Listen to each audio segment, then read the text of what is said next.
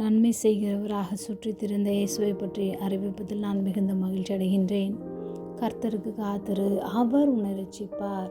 நீதிமொழிகள் 20ஆம் அதிகாரம் 22வது வசனம். தீமைக்கு சரி கட்டுவேன் என்று சொல்லாதே, கர்த்தருக்கு காத்திரு, அவர் உன்னை இரட்சிப்பார்.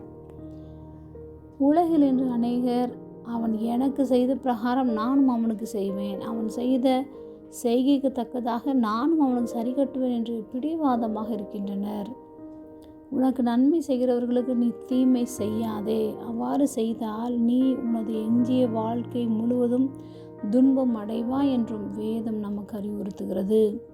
தாவீது தன்னுடைய குமாரனாகிய அப்சலோமுக்கு பயந்து வனாந்தரத்தில் தப்பி ஓடுகின்றதை அறிந்த சீமே என்பவன் தாவீது சவுலுக்கு விரோதமாக தீமை செய்ததினால்தான் இத்தனை கஷ்டமான சூழ்நிலைகள் ஏற்பட்டதாக தவறாக நினைக்கிறான்.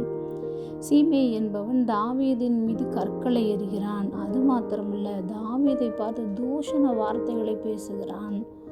தாவீதோ மிகுந்த தாழ்மையுடன் பொறுமையுடன் எதுவும் பேசாமல் அந்த இடத்தை விட்டு அமைதியாக சென்று விட்டான்.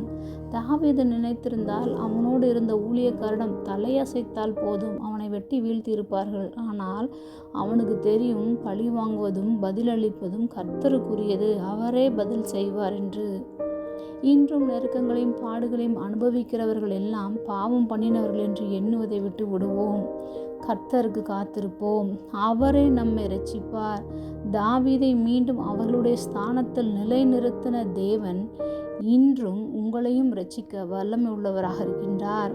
தீமைக்கு தீமையும் உதாசனத்துக்கு உதாசனத்தையும் சரி கட்டாமல் அதற்கு பதிலாக நீங்கள் ஆசீர்வாதத்தை சுதந்திரித்து கொள்ளும்படி அழைக்கப்பட்டிருக்கிறவர்கள் என்று அறிந்து ஆசீர்வதியுங்கள்.